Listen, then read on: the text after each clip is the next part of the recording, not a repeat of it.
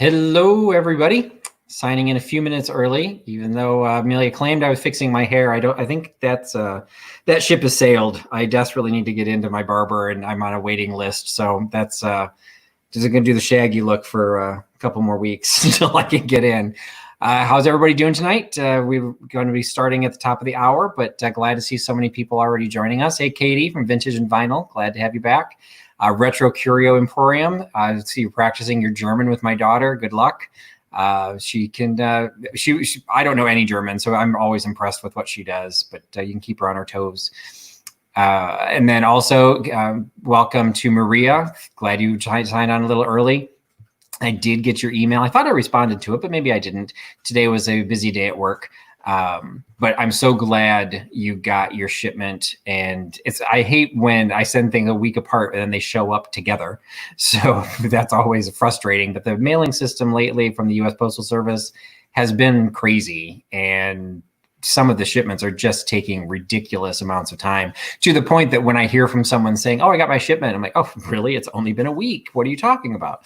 So that's always nice to hear when things get through. And unfortunately, as ironic as it is that I'm doing all these videos about how things are packed and I'm taking notes and everything, I actually had a claim this week because something got damaged, and I think I packaged it really well.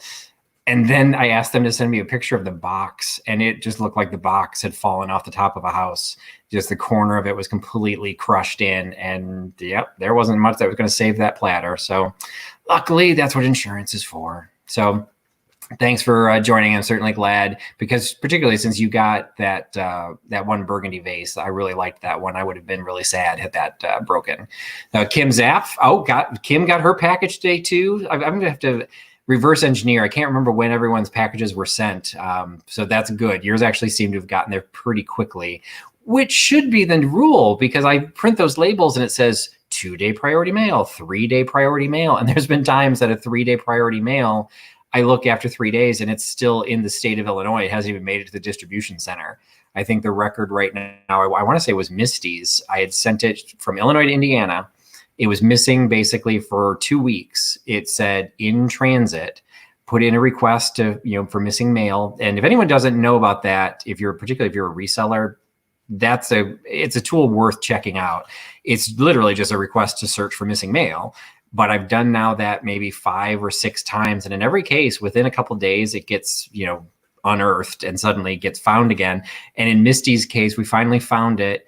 Or they finally found it, and it had taken 16 days effectively to go from my local post office to the distribution center 30 miles away. And that entire 16 days, it just kept saying in transit, but it was in transit from my local post office. And unfortunately, the really frustrating thing was some of the shipments that got really delayed were from my very first sale. So I felt really bad, because here's all these people trying to trust me on their first sale, trust the trusty huckster, and suddenly their shipments are missing. So the only saving grace was that they all showed when he went into the tracking number. They did show that I had shipped them on time, so it wasn't me, but it was the case where we just didn't know where they were. So far, knock wood, I don't think we've had any permanent losses yet. Unfortunately, though, we did end up having some that once they were found, when they were delivered, they were damaged. So, that's why I get insurance. I always refund the money right away, and then I deal with getting the actual insurance claim. I hate when resellers make the buyer wait for their money. That's not fair. So Hemlock Lady, welcome. I know I've seen you on some other sales. I think you may have been on our sale last week as well. Randy Heilman, definitely seen you before. Thrift You, thank you, congratulations. Good job on your sale last night. Anybody who's not following Thrift You's channel, they did their very first live sale last night. They did a great job. It was a lot of fun. They had a really good turnout. They got their first trolls, so congratulations. And they're a very fun channel. So Thrift You, just the letter U, you should be able to find them Googling and YouTube. So definitely go over and support their channel. They're also a new channel. And for those of you who've already signed on, I'm going to put out a little request that I don't typically do, which I probably should, but I'm going to ask anybody who's not already subscribing to my channel, go ahead and do that tonight, because I am so close to 500 subscribers. I'd really like to see myself bump over that 500 mark. So if you haven't already subscribed, really would appreciate that, because it's just one of those fun-filled goals. It doesn't really mean anything, but as it climbed and climbed, I'm like, oh, it's getting so close to 500, and I didn't hit it before the show started. That if you guys could subscribe to my channel, sign up for the reminders, and then you'll know all the other activities that I'm doing, because I do more than just the live sales. If you haven't seen, I also do every other week I'm doing deep dives where I interview a collector or reseller. So this Sunday is my next deep dive, and it's with George from the Antique Nomad, and he's going to review vintage cameras. So he's been trying to educate me so I don't feel and sound stupid on the interview. And he knows so much, and I'm just hoping to glean a little bit and take something away. So that'll be Sunday at 8 p.m. So if you subscribe and get the little reminder, you'll hear about that. I do unboxing videos, unboxing breakables, reviewing how things get packaged. Those typically go up on Tuesdays. I just did a collaboration video with My Blessed Nest and Ginger Chick Rehab that just went up yesterday, actually. So, there's a lot more to the vintage community than sales. So definitely take a look at all the different channels, see what everyone's putting out, and, we all really support it. Hey, Tim from over the years, thanks for joining us. Chandra, I know I've seen you in other sales. I'm not sure if you've joined us before, but thank you so much, Chandra, for coming in. Lori C, thanks for coming back. Carolyn Whitney, I think that might be a new Carolyn. Polly's Projects, think that you might be new. Bergen Pines, I recognize you from one of my first sales, actually. So welcome back. Sandy's back from 4 Sandy's Lilacs. Very good to have you back. Al Brinkley back. Corey, she is another one that is doing sales. And we'll talk about it tonight. We'll get started in a couple of minutes. Corey's sales looks like she's doing Sundays at 2 p.m. Eastern. So this is the new calendar. It was a little delayed. I didn't have it last week when I did my show, but we do have the new one. And actually, now that I think about it, Corey's the one creating it.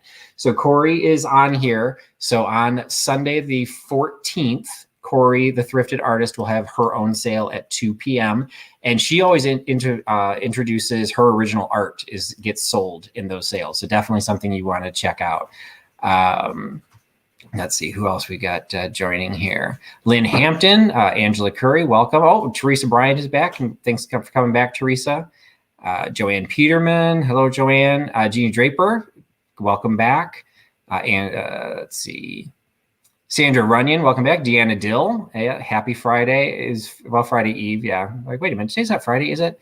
I barely know what day of the week it is anymore. I always work from home, but usually I have something to anchor my days to. And now it's just anchored by Zoom meetings through work, and I don't want to keep track of those. So we're coming up to a few minutes past the hour. So I'm going to go ahead and do a little bit of housekeeping. Amelia will be keeping track of Amelia, the huckster helper, will be off screen. If you have not attended a show before, hi, Michelle. If you've not attended a live sale before, we've pretty much started standardizing the rules so that we're trying to keep them consistent regardless of what channel you're on. The general concept behind it will be, I will show you an item, I will describe that item, I will tell you the price of that item, and I will then reveal its number. If you are interested in that number or in that item, you need to be the first person to enter that number into the live chat. Now, this has been an issue in previous sales. It's the live chat, not the comments. So if you're new to it, you may not be familiar with the live chat, because that really only populates when you're in something that has a live event. If you're not seeing comments from Thrift U or Oh My Vintage or Lorianne, hi Lorianne, Adeline, Amelia, Corey, those are the most recent comments. If you're not seeing those, you're in the wrong place. So you want to get out of the comment section and go over to the live chat. And then when you're in the live chat, there should be a little reference at the top, and you've got two options. It can say top chat or it can say live chat. You want to be in live chat because that'll then get you everyone's messages. And whichever person we see, and it has to be on our end, because sometimes you'll see yourself first, but you're not necessarily first on our end. Amelia will announce who is the first person that we saw. That's the person who gets that item. If you claim anything tonight, please send an email to that email address that's scrolling across the bottom of the screen. If you've already ordered from me before, I appreciate you sending the email. It's less critical because I'll already have some of your information, but I cannot calculate an invoice until I know where you are. So all the prices you're paying tonight do not include shipping. So what'll happen is if you buy 1 item, 2 items, 4 items, whatever the case may be, I will pull those together, weigh them, and I will calculate what the shipping is. If I don't know where you are, I can't do that. So you have to send the email. I do not have a way of accessing you if you do not contact me first. So keep in mind, prices do not include shipping, but I will try and get invoices out to you by the end of the day, Saturday, realistically Sunday morning. So about 48 hours, but I cannot send you an invoice if I don't have your information. So send me an email. I may not respond to it right away because I'll be trying to zip through them, but I'm trying to get them out faster so that I can get more shipments out on Monday so people aren't delayed. So those are the general rules of thumb. If you've got any questions, there's a bunch of moderators already in the also on the scene, and Amelia will be able to help you out as well. And we will get things started. So if you haven't been with my channel before, I do a lot of porcelain, glass, pottery, things like that. And one of the first items I just think people would get a kick out of, it's a piece of Limoge. And it's a case, it happens to be a souvenir piece from Sacré-Cœur in Paris. It was something that I will say I was very excited about when I first found it. Because like, oh, Limoge, everyone loves Limoge. And Limoge, oh, that's valuable. Well, not all Limoge is made the same. So this is really, it is just a souvenir piece. It's a vintage souvenir piece. It's kind of cool. It's got this little like brass holder. It is actually the wall hook. So you can actually hang the plate. So you basically have this little Paris souvenir, but it is a piece of Limoge. And, not super valuable, but it's super cute. And you can say you have your own piece of Limoge for only $5. And if you want it for $5, put in the chat number 7, and you will get the Limoge Sacré-Cœur plate. Number 7, $5 for the Limoge. Hey, Vinny. Oh, my vintage is here. Hey, Christina, Connie Emmerich, welcome. All right, I know I've got quite a few artists in my audience, and I love everything that you guys do. I follow a lot of you on Instagram. I found these, and I just thought these were cool. I don't know if they're particularly usable, but they are a set of patterns for all intents and purposes. They are paper, large scale patterns that I think are designed to do toll painting. So you've got some individual flower designs that are a little bit smaller. You've got some panel designs to a slightly larger piece. And then you go into, some of these are massive for like wall murals that you have to piece together. And so here's one of them. So this is only half. So you actually take this and either, I don't know if you reverse this one or if there's another one that goes along with it. But so there's all these really cool templates. I don't really know the age. My mother used to do toll painting kind of in the 80s. And this kind of has that feel. It's all in German, but they're just templates. There's patterns, so I can't imagine it's going to be difficult to figure them out. The book was printed in German and French, and I'm seeing maybe if the book has a copyright on it, because that would, that part's all in French, that part's all in German. I don't see a date. So anyway, I just kind of looking at the graphics, 80s to 90s kind of rings a bell. It's just this whole set of multiple patterns that are then showcased in the book itself. So you can see some of the artwork that is done. And so it's just the paper patterns, and they all come in a nice little envelope from whoever had bought them initially. So they are available. They're full cart patterns. They're available for $6, and you can get the entire pattern set for $6 by giving me number 37. So number 37 is the full cart patterns. It says Swiss Barn. Yeah, I'm not going to say that. So something Swiss. So you've got German, Swiss, and maybe a little bit of French built into that. So I just thought that was kind of a nifty little piece. But going back to my traditional pottery. So this one is a piece, super cute, this tiny little bear. Well, not tiny, he's a few inches tall. It is marked BBP 1994. The BBP stands for Beaumont Brothers Pottery.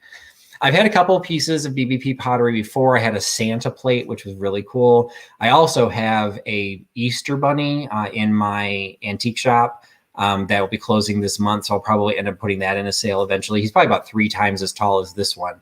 They're exceptionally well done. It's a salt glazed pottery. It's got the blue with the, the brownish gray underglaze. I kind of have an affinity for salt glaze. So this is just a little addition. I think he's a bear. I'm assuming he's a bear based on the little ears.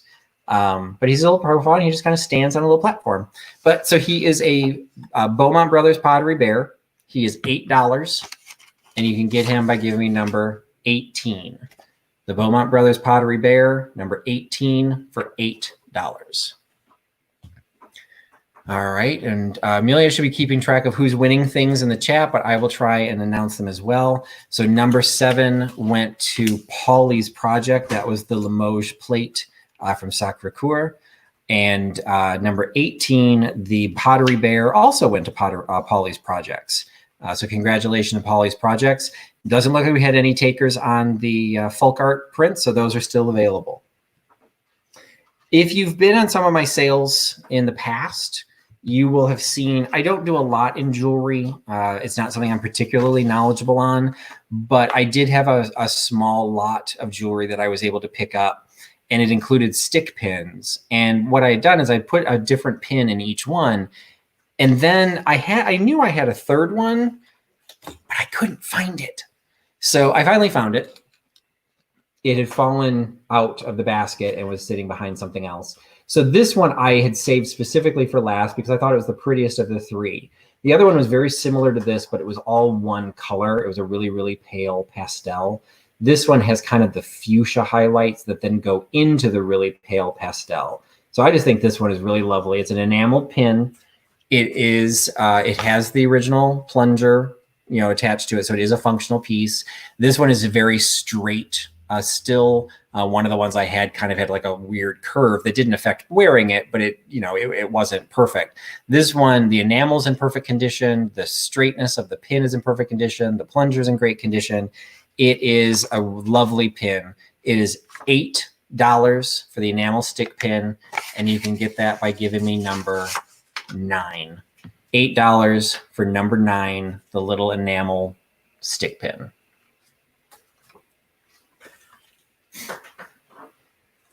Another piece that I had a lot in my antique booth, and I actually had already started moving out of the booth. So some of these pieces are coming from the showcase at the antique mall that I'm closing out of. I also have a lot of glass. If you watched one of my videos, I did a bunker challenge that George issued for the Antique Nomad. It was a hashtag show off your bunker. And many of the people that now attend sales and that I participate in other events with, I met through that challenge. And you saw that I've actually collected art glass for quite some time. I've moved into some vintage glass and I've got a couple different collections going. This one, I'm going to say, falls into the traditional art glass. I could not find anything of this specific shape. It is blown glass, but the pontil is very messy. It is not a polished pontil. So I don't necessarily think it's old, but it is definitely handmade, and it was definitely a blown piece. And the way they did it was they split the bowl as they formed it. They split it into 3 kind of petals and then folded the middle of each of those petals to form these divots. I believe it is simply a candy dish. These divots, in my opinion, are way too large to consider it an ashtray. And I don't think this piece has significant age. I mean, I would say it's probably 20 to 30 years old, but it's certainly not going into the 50s. I don't think it's going into the 50s or 60s. If anyone has any information on this one, it's not signed, but again, it's definitely hand blown because it definitely has the pontil mark. So this is a piece that came out. I kind of snuck it into my antique booth because we was not supposed to have anything earlier than 1980. I figured that kind of passes muster, and they didn't give me any grief, but took it out. I'm selling it here for way less than I had in the showcase. I'm selling it for only $12. The art glass bowl, $12, perfect condition, no chips or cracks, with number 35. Art glass bowl number 35 is $12. All right. Number 9, which was the enameled stick pin, went to EAB 9204. I think that was, I think your first name was Elizabeth. I remember. I know you've ordered from me before, so congratulations. EAB 9204 gets the enamel pin. And there was comment about possibly it being an ashtray for cigars. Yeah, the divots would be big enough to hold cigars, but they also angle a little bit backwards. The divots would have to angle in toward the bowl, otherwise the ashes or the cigar would fall off. So, you know, it could be anything, but I really do think it's just kind of an abstract glass bowl. I don't think it's Murano because there's a couple of like little bubbles in it. It's a very cool artist piece that, to be perfectly honest, if I had a place for it, I'd probably keep it, but I can't keep every piece of glass that I come across. So that was number 35, and that went to Joanne Peterman. So congratulations, Joanne. I just started to grab 2 other things, and each of them are potteries. And so I'm like, let's mix it up a little bit.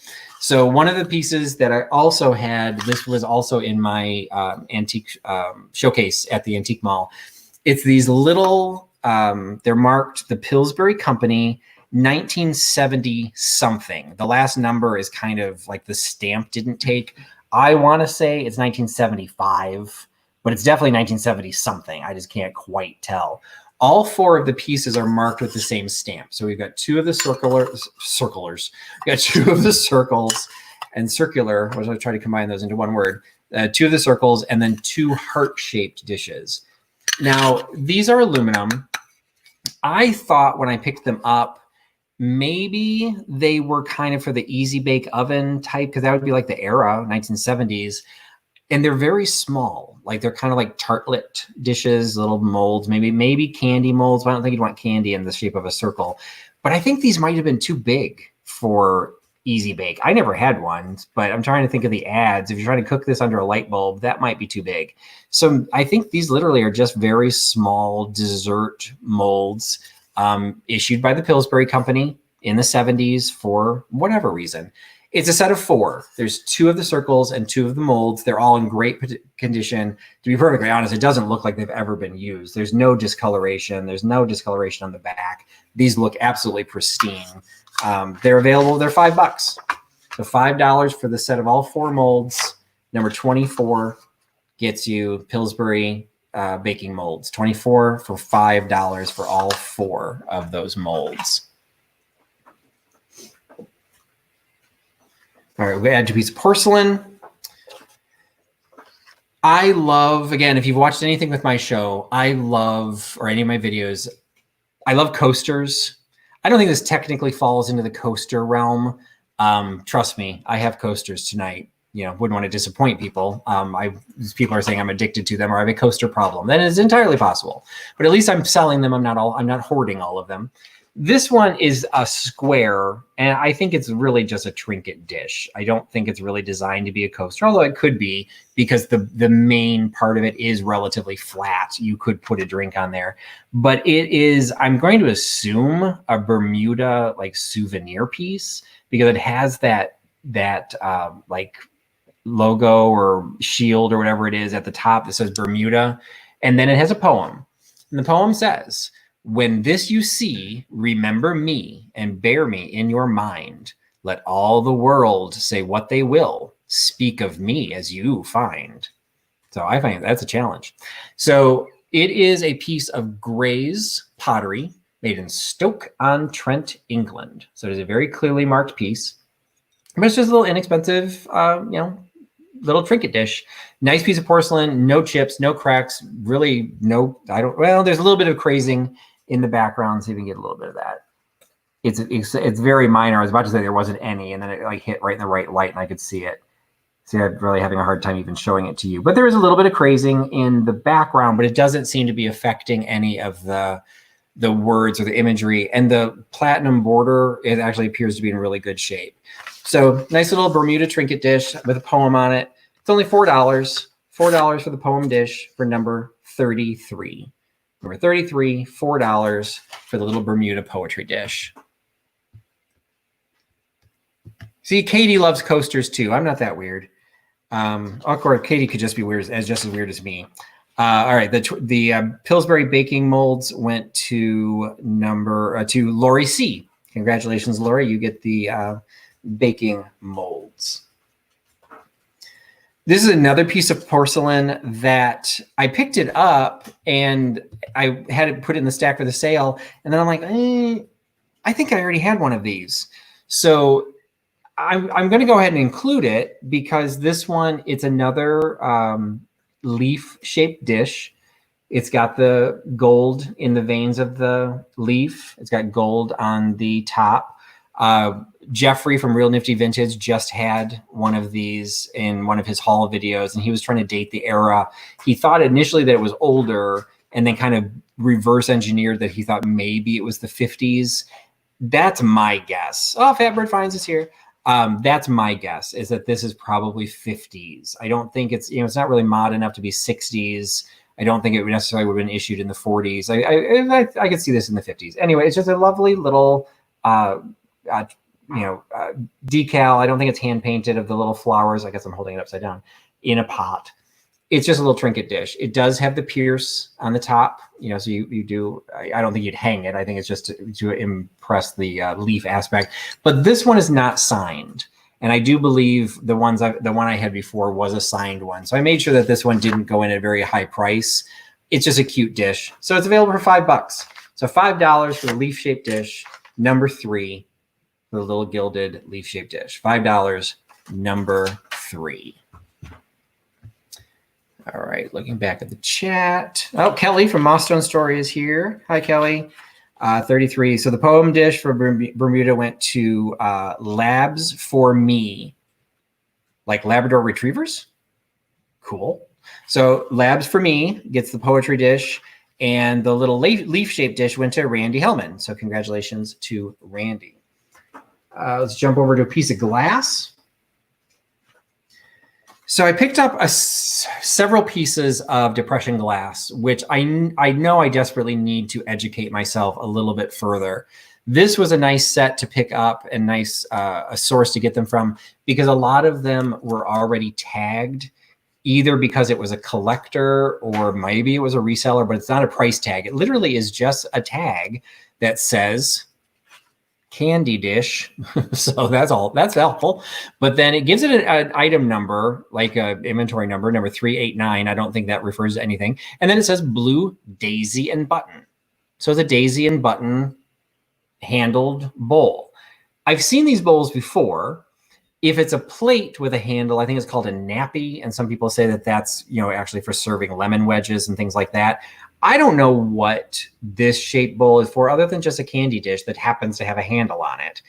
It is the daisy. What did I just say it was? It was the daisy and button pattern, but I don't know who made it. So I did a little bit of research, couldn't really figure it out. So I am just pricing it as I would a typical depression glass dish. If this is something relatively rare, well, you know your glass. Congratulations. I'm selling it for $12. So it is blue depression glass, daisy and buttons, $12, number 4 for the handle dish, and it's in perfect condition. No chips, no cracks, no issues. $12, number 4. All right, falling behind in my comments here. So we had, that was very popular.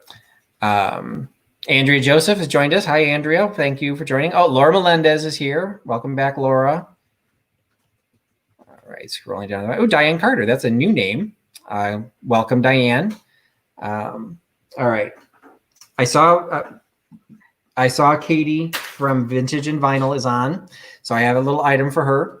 I mentioned my deep dives earlier. My very first deep dive was actually with Katie from Vintage and Vinyl, and we covered her collection of typewriter ribbon tins. My second one was Coca-Cola Collectibles, and then my third one, again, will be with George on Sunday, this coming Sunday, covering vintage cameras. What I try and do for each of them is some research, so that, one, I don't sound like a moron when I start talking to the person who's really knowledgeable.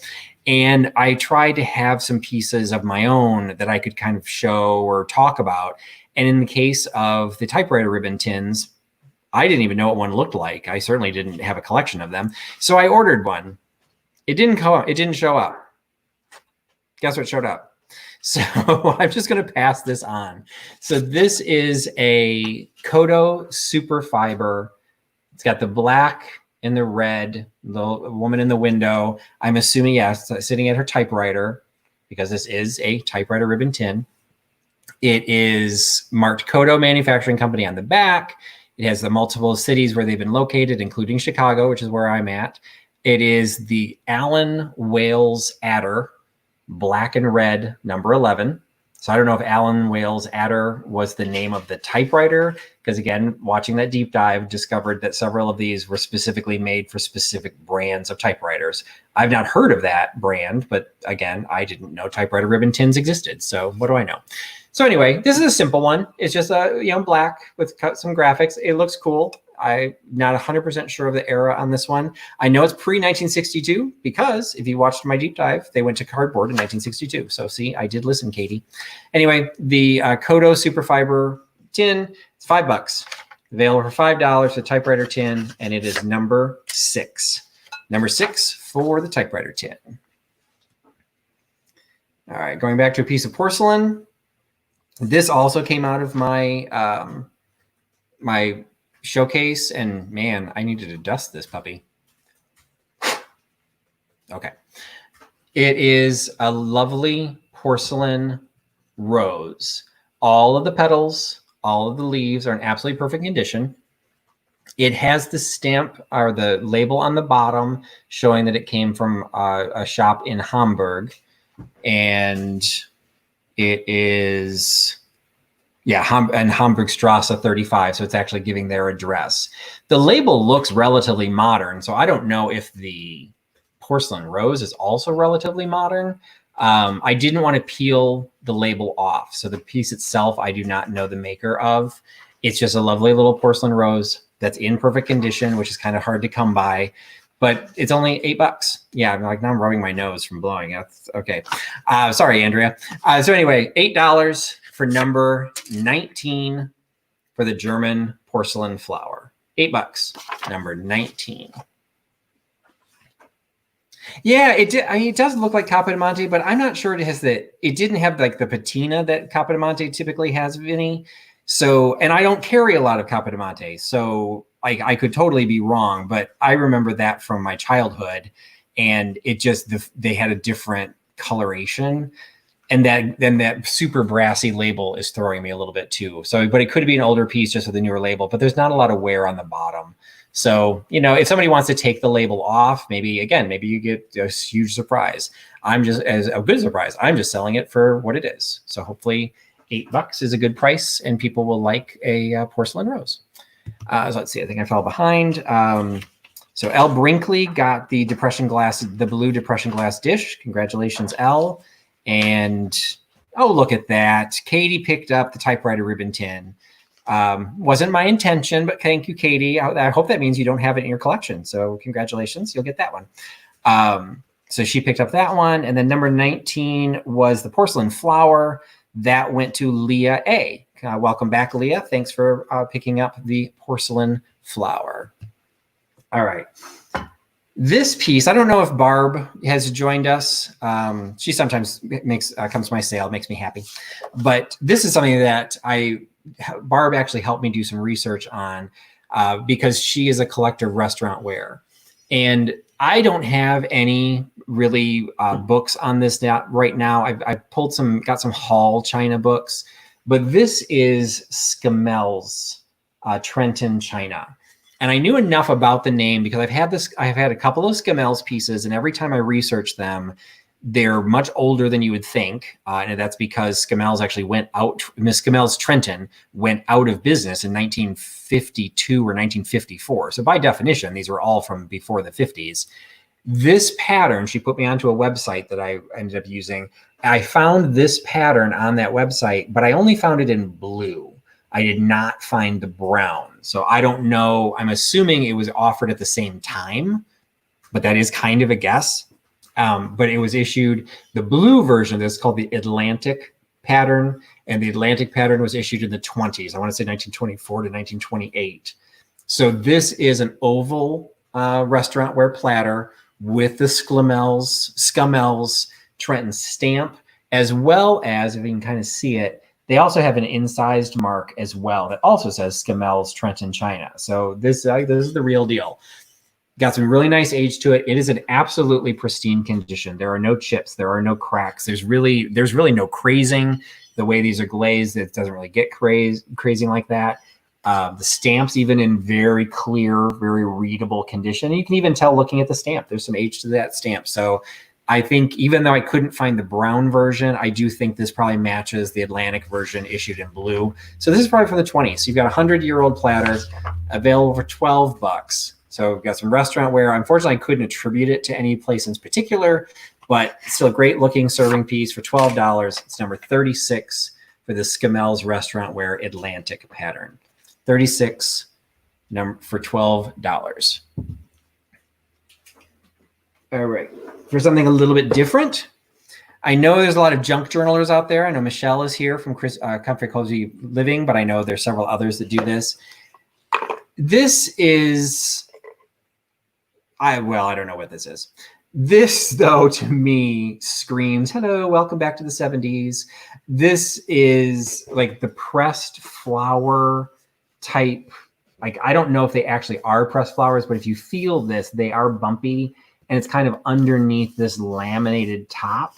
So I don't know if someone did this on their own or if it was sold this way.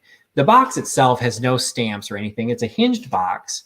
The fact that it has this little slit in the front makes me believe it was once upon a time a stationary box, which is what I thought it was when I picked it up. So when I picked up and the lid, what I was a little bit surprised to find, these are, if I can actually do this, these are napkins. Very cool. And somebody folded them in a really pretty way.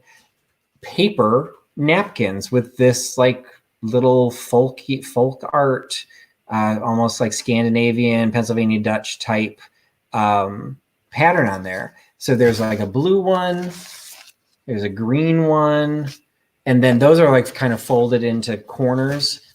And then there's a handful, you know, mostly green. And then what was also thrown in here were these little old plant spike information about plants. So you've got the Tillandsia cinea. I've got a bird's nest fern, the Guzmania minor, and then another little one with the picture baby's tears. Now this style, I don't even think these are particularly old, but there is a price tag on the back that does make them look a little bit old. It is just a weird little combination. I thought the paper napkins would be perfect for those who do junk journaling because they're kind of a nice quality paper. I mean, they're napkins, but they're like heavier napkins. I think they would hold up to doing decoupage or putting into a junk journal. And then the box is just really kind of cool. And you got the little plant things coming right out of it. But it's not stamped, but it's in really good condition. It's hinged. The hinge is in really good condition. It's kind of got a fabric side and more of a cardboardy, like traditional flat bottom. And like I said, it's just like, it's kind of like rag paper in the background. I think I've seen that in my childhood. So I just think that's 70s. So anyway, it's a hinged box with the napkins and the plant spikes in it for $6. And you can get it for giving me number 20. Number 20 is $6 for the hinged box with the wildflower decoration on top. All right, going back to a piece of pottery because we've got a lot of it. So this is a name that actually shows up quite a bit in a lot of my sales because I just personally am attracted to it. I don't know if anybody else is, but this had been in my antique, the showcase. It didn't sell, so maybe nobody else is. But this one I just think is very cute. It is a brown bisque, unglazed porcelain on the sides with then this darker, pretty much a darker brown color in the flowers with kind of the yellow and the browns in the petals. Those are high glazed against the unglazed background, and then the glazing at the top and around the base. It has the Takahashi label originally. Takahashi was an importer based in San Francisco that got a lot of the items made in Japan and then sold them with the Takahashi stamp.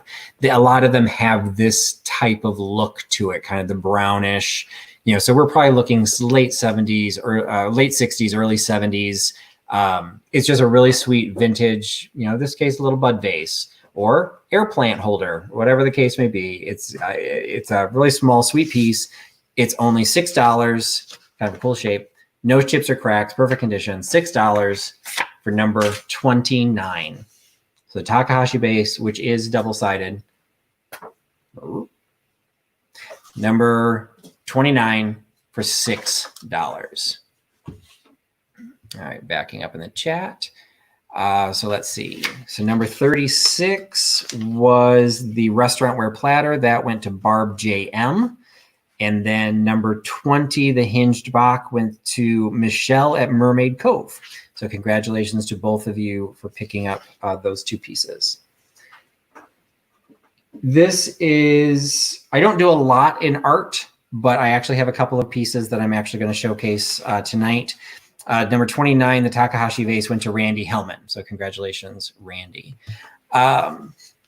I struggle a little bit with art. I don't have an art history background. I don't really know, much about art. This probably falls into the art category with a lowercase a. It is a piece of basically particle board, maybe oriented strand board. I can't remember how you tell the difference. But anyway, I mean, this is not high quality artist grade material.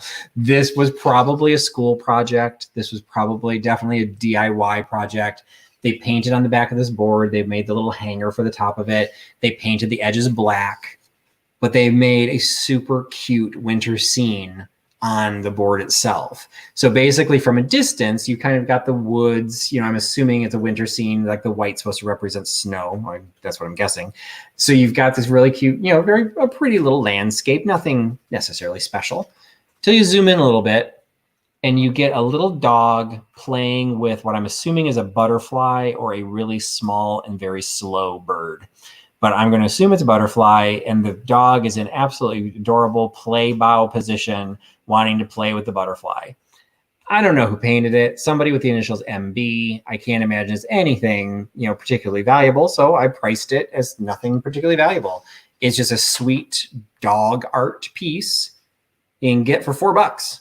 So for $4, you can get the dog wall art for number 26. So the little puppy and the butterfly wall art, number 26 for $4. All right.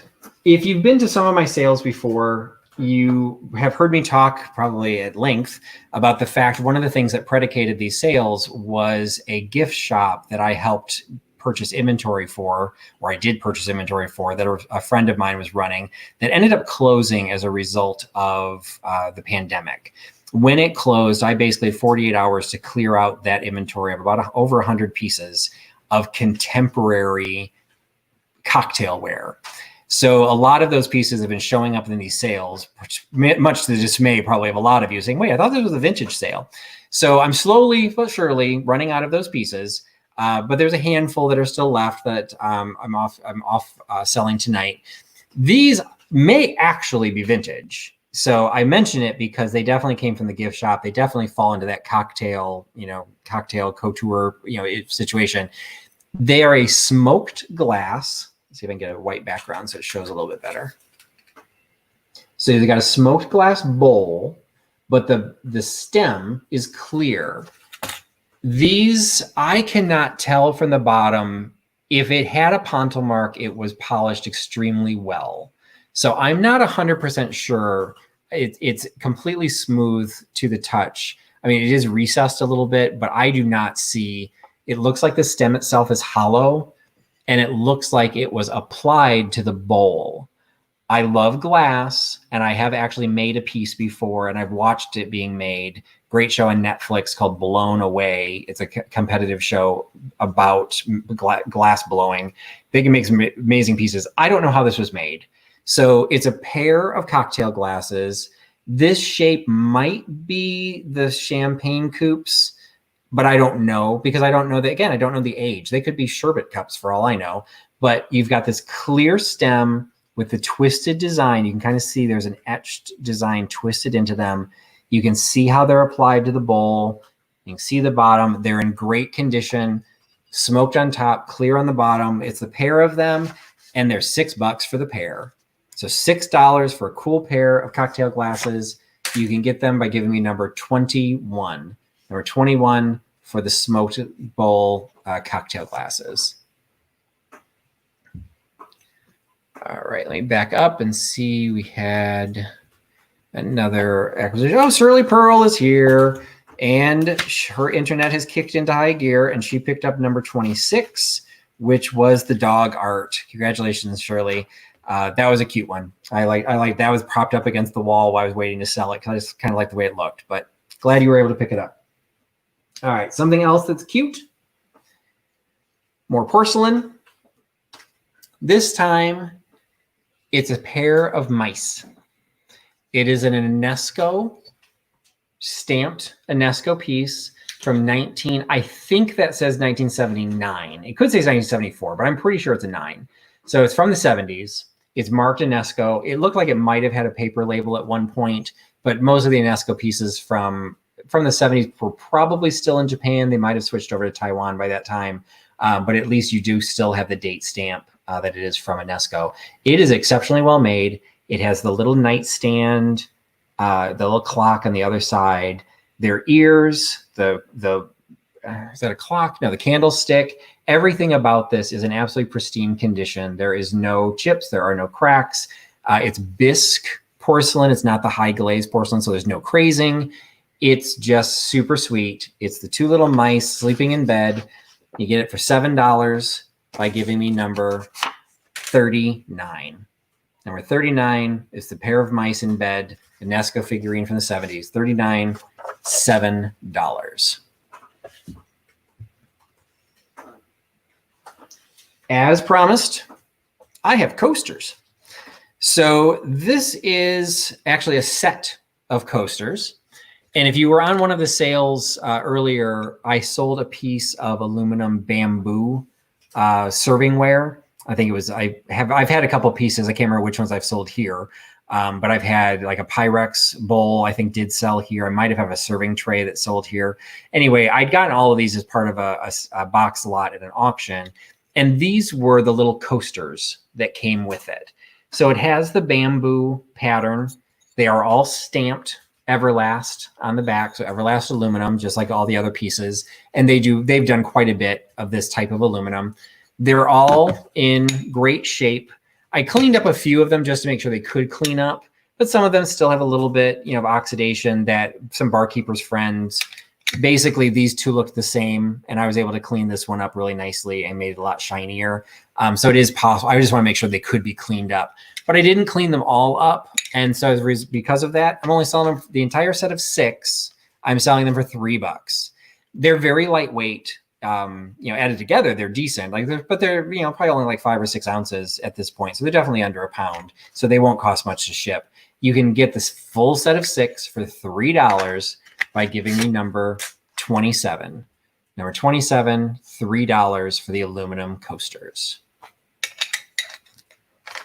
All right. So number 39, the little mouse figurine went to Laura Melendez. So congratulations, Laura. And the cocktail glasses went to Karen Dondelinger. Great, I get to send glass to California again. I'm so happy. I think you do that on purpose, Karen. I think it's a game. So everyone take a drink. Anyway, happy to ship them. These will be a lot easier to ship than those bigger ones that I sent you. And as I always do, I'll take good care of them. But congratulations, Karen, for picking those up. All right, another piece of pottery. This one I really liked, and I actually bought this one specifically to sell here in this sale. I do love pottery. I've got my stoneware collection here. I have art pottery, studio pottery. This is a piece of probably contemporary studio pottery. It is done on the kind of a slab style. You can kind of see the ridges in the back. So I think this is a contemporary studio piece. There might be some age to it, maybe like 20, 30 years, but we're not talking like serious vintage here, nor does it look that way. It has a leaf shape, and the way this is done, and I have another piece that's made the same way. It has this, again, what I think is a relatively contemporary piece. The one I have that has the same bowl is probably about 20 years old. This bowl is basically glued or epoxied some way attached to the pottery piece. It's a flower frog. So you've got a very small floral piece that stands very sturdily on this base. You can just put, some relatively tall flowers. You can use that flower frog. It's watertight. It's a great little piece. It's like great colors in it. If it doesn't sell, it's going to go into my living room because it matches it perfectly. But it's got the darker browns, it's got the burgundy, some greens, and then like the little pops of white, kind of like Pussy Willow white florals on there. Super simple, super versatile to a lot of different decor. It's only $10. So the Pottery Flower Frog is $10. You can pick that up by giving me number 8.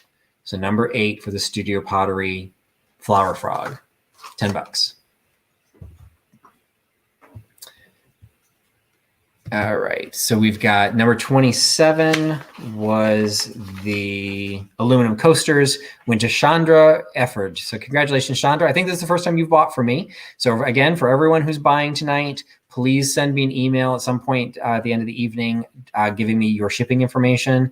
If you can tell me what you remember you bought, hey, I'll take it. But we are taking notes as well. And it's also worth mentioning because a lot of these items I'm noticing have been very popular, and that makes me happy because I really am trying to bring items that people will like. If you did not get an item that you wanted, go ahead and send, particularly if you've never ordered from me before, if you tried to get something and you did not succeed, go ahead and send me an email anyway, saying that you wanted this another piece, but you weren't the top choice. In almost every sale, I have had someone, for whatever reason, back out. And in multiple cases, I go back and look at the video and I see who the underbidder was. And in more than one case, I didn't have a way of getting a hold of the underbidder because they'd never bought from me before. So I hate having to put something up for sale again. One, because it annoys all the people that didn't want it the first time. But two, if somebody really wanted it, like I get things happen and people have to cancel orders. But if you want it, I've actually got one item waiting to be claimed from last week that if she doesn't show up tonight, it's going to go to the underbidder. And that underbidder only is going to get it because she contacted me saying, if anyone drops out, please let me know. I want it. I'm more than happy to pass it on to whoever wants it, as long as I can get a hold of you. So just keep that in mind. Have you been to, did I see that, is Nate here? Mm-hmm. All right. Hey, Nate, from New Zealand. Hopefully your cases are filling in nicely. This is a piece that you had actually admired in one of my haul videos. This I picked up on a trip to Indiana, where I unfortunately was not able to meet with Misty. And I picked these up as a pair. I've already sold the other one at an earlier sale, and I fully had intended on keeping this one for my own collection. But realistically, I don't have any place to put it. And the collections that I put up at Christmas time are more Santa, more novelty themed. This is a lovely, lovely piece. I just don't really have a place for it. So I got to be realistic, make the choice, Sophie. I'm getting rid of it. So I'm just going to go ahead and sell it. I probably should have sold it to the person who bought the original one, but it's not a match. It just happened to be done by the same person. It's done by Oma. I've already forgotten. Oma Halsum. Oma Halsum. You can see that she signed it right there. It's a lovely piece. It looks like something that she did as a blank, but it's not a ceramic piece. This is painted porcelain, but the blank is not marked by any manufacturer. So the other one was the exact same way. I just mentioned it because Nate had commented that this was a really nice pickup. I got them at a good price, so I'm passing them on as good price. Hand-painted porcelain winter scene with the church, available for $7 by giving me number 11. $7 for number 11 for the hand-painted porcelain Oma scene for the hexagonal plate. Returning to some cocktailware, I've got a really odd piece that I don't remember where I picked this up. I've had shot glasses before. There's a series of them on their way to Karen Dondelinger, as a matter of fact. I've had several before, but they were more the traditional glass. This one is actually wrapped in leather. I don't know why. I don't know really what it's for. I don't even actually know what that is. It kind of looks like a bird inside of a helmet. of another bird. Like I really have no idea what this is. The bottom, to add, even more interesting bizarreness to the piece, appears to have a kangaroo on the bottom. I do not know if that is a kangaroo. If it's not a kangaroo, I do not know what it is. And the text on it is very hard to read, to the point that I actually don't know what it says.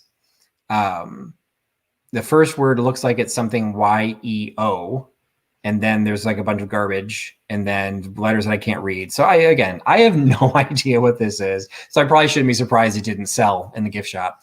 So I don't know what it is, but it is kind of cool. And it is a functional shot glass. It's in perfect condition, no chips or cracks. And that's probably, Barb, you're probably right. I'm assuming it must be a souvenir of Australia. And yes, Nate, I know that Australia and New Zealand are two different countries. But if you have any idea of what this is, maybe you could educate the rest of us.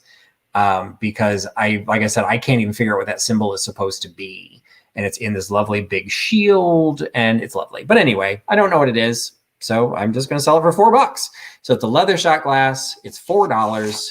And you can get it by giving me number 32. So number 32, $4 gets you the leather wrapped shot glass. All right, number 11 was the hand painted plate that went to Polly's Projects. And number 8 was the Pottery Flower Frog that went to Deanna Dill. So congratulations to both of you. And number 32, the leather shot glass, also went to Deanna Dill. So Deanna has some very interesting and varied interests. So congratulations. For a more traditional drinking experience, if you've watched some of the other live sales, Nicole of Nesting Haven has been posting Norman Rockwell items.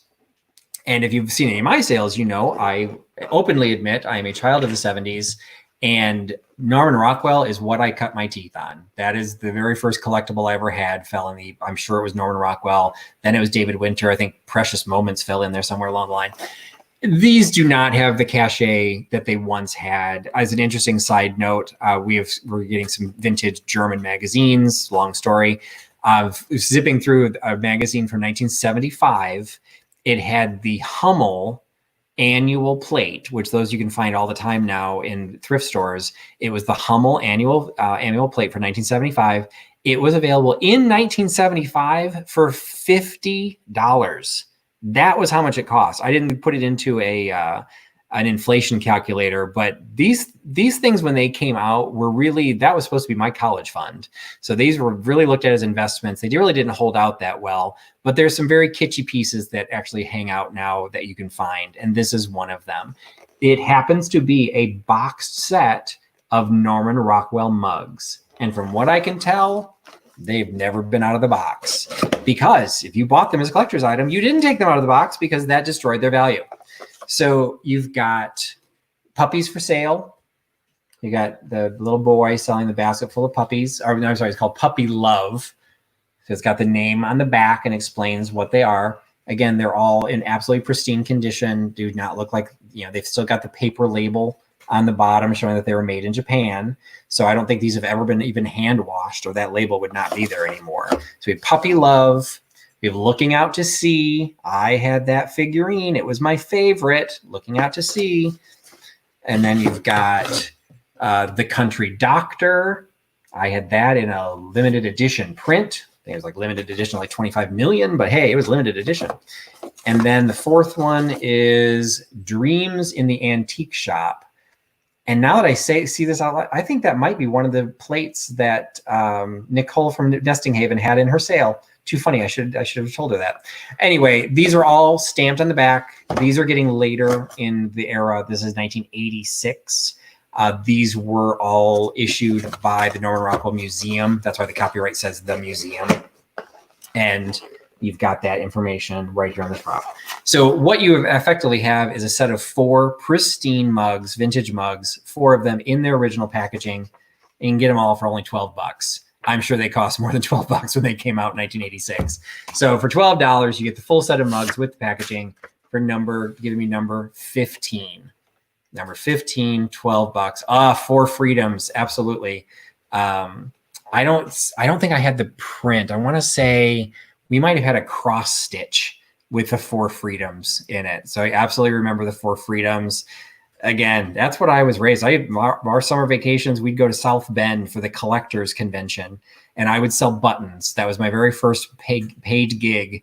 I would make little buttons. I had a little handheld badge a minute button maker. I'd cut pictures out of the collectors magazines of all the little collector plates. They were the perfect size. Cut them out, make a button, and then I'd walk the floor of the convention center as like an 8-year-old kid selling buttons for $1. And I still remember I had made a Woody Woodpecker one that Walter Lantz was there signing his plates, and he saw the button. He's like, "Where did you get that?"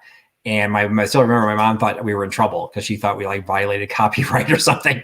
And he's like, "No, I want one." So I gave him a button, of course, did not charge him $1. He then gave me one of the Woody Woodpecker plates, and he signed it to me. It's long gone. Did not pay for my college, but those are the flashbacks of my childhood. All right. Moving into less kitschy, and probably only a little bit later, is now, because Kelly has educated me in my stickers, this is a more contemporary version of the Otagiri manufacturing sticker. She and Vinny got into a debate last week with another piece that had this label on it. And even I did not think it was Otagiri because it seemed, I hadn't seen it before. And what it appears to be is limited to pieces that were released. I want to say the research, she said it was after 1984 or 1989. I can't remember the year. It was something in the late 80s. So I think this probably falls into the 90s. It's not always my favorite style of piece. It's kind of got the Asian look to it. But what really drew me in were those quails. I do not know why, but I love the look of quails. I guess because they remind me of my general body shape. I just think they're cute. And so you've got this heavily gilded, it's gold around the top. You've got a lot of the paint has gold in it. It is heavily crazed, but I think that's actually by design. I want to say they were made that way. If anyone knows any differently, definitely let me know. Because I do see these on occasion. I usually just pass them by. They have like larger bud vases and plates, and a lot of them are in like big presentation boxes with gold frames and stuff. This style is, I'd say would probably be 90s. This one I just thought first was it's very small, so it's lower than smaller than a can of pop. And it's just, I just love the quails. So I got it. And, it may not be everyone's cup of tea, but it's something that I picked up and figure I'll pass on at a good price. I got it at a good price. I'll pass it on it for $6. So $6 for the Otagiri vase with the quails on it. Number 14, $6. All right. Well, if you were a mom by 86, Janine, that's not that old, but, be careful who else is on the chat. They might take you to task. But it's one of those cases that we all have our different memories of our different aspects of childhood. And Chandra gets to relive my childhood by picking up number 15, the Rockwell mug set. So congratulations, Chandra, for picking those up. All right. This is another piece that I probably should have sold it when I sold the other one. I had picked this up as a set. And to be perfectly honest, the reason I didn't sell these together was because the other piece that I sold was marked, and this one was not marked. And so I was trying to do some additional research to try and find it. If anyone knows tricks of Google Lens to try and pick up glass, I would love to have them, because I struggle greatly trying to get image photos for Google Lens. But this is, it's a small tumbler, I guess. It's too tall to be a toothpick holder. It has the beaded design running top to bottom to make it look like an old-fashioned drum. And then in the background appears to be an eagle in the middle of the one set of drums with his wings outspread on either side. So I'm guessing, total guess, because I could not find this, it is probably a 1976 bicentennial piece, because that was a big deal. 1976, everyone had a freaking eagle on it. It also has a 1 on the bottom, which is in a very similar font to the lettering that was on the Wheaton bottle that I sold the other one for. So I assumed it was Wheaton, but I wanted to verify it, and I could not find it. So I still think it's a Wheaton glass from the 70s. you know, so it's still collectible in its own right, but it's like, we're not talking about super vintage pieces. You know, we're not talking depression glass or anything like that. You know, this is probably 70s, maybe 80s. I just think it's 76 because of the eagle, like that bicentennial look with the 1776 drum, you know, style. Anyway, I don't know what it is. It really has just been moving around my collection, and I sold the cello shaped bottle the last time. So this didn't go with it. I just had picked them up together. So now I'm selling this one. So it's purple glass. I'm not even swearing it's Wheaton. I'll just say it's purple glass. So it's purple glass for $7. You get it by giving me number 13. So number 13 gets you the eagle encrusted drum shaped glass for $7 by giving me number 13. All right. One of the things that I had picked up for my Etsy shop, and in some cases I'm pulling some things out of Etsy because they haven't been selling, that I stockpiled a lot of dog items because at the end of last year, I did a fundraiser for Just One More Dachshund Rescue, which the owner of that actually joined my sale last week, but I didn't see her in the chat, so I missed it. So I'm making up for that by announcing her charity here. It's Just One More Dachshund Rescue. She currently has, well, she hovers around 15 dachshunds, and she only handles senior dachshunds. Oh my God, there she is. Dawn Schonkweiler is here. So Dawn is runs the charity. You have to tell us now how many you're up to. So Dawn has a collection of her own live dachshunds, but I did a fundraiser for her charity at the end of last year and picked up a lot of dog items. I clearly wanted to pick up dachshund items, and most of those sold, but dachshund items aren't always easy to find on short notice. So I picked up a lot of other dog items as well. This was one of them. It didn't sell, so I'm going to sell him here. He is marked Japan, sort of. He has this stamp on his tummy, but it's worn quite a bit, but it does say Japan. I think he's an Airedale. I think, if anyone has any votes on that. He is a terrier of some sort. I can just picture this thing barking with a shrieking bark because that's what terriers do. He does stand upright on his four legs. He is in absolutely perfect condition. The legs themselves happen to be hollow. I don't know if that means anything, but I've seen that in some of the Japan figures where they're hollow like that. Other times they're not. I do believe he's porcelain. Again, perfect condition, no chips, no cracks, and he's only $5. So wait, 17? Are you up to 17 now? Is that what I just saw Nate pass out over? Mm-hmm. All right, congratulations, Dawn. 17. You are amazing. And particularly considering it's 17, most of them are senior dachshunds. So the fact that you're giving them such a great home, congratulations. So again, her charity is Just One More Dachshund Rescue, JOMDR.org. So if anyone cares, they're based out of Maryland. So for Vinny, also in Maryland, over the years, Tim, also in Maryland. If you want a dachshund, she can set you up. So anyway, Airedale, not a dachshund, or some sort of terrier, it is $5, and you can pick him up for giving me $5 for number 31. 31 for the little Airedale figurine. All right.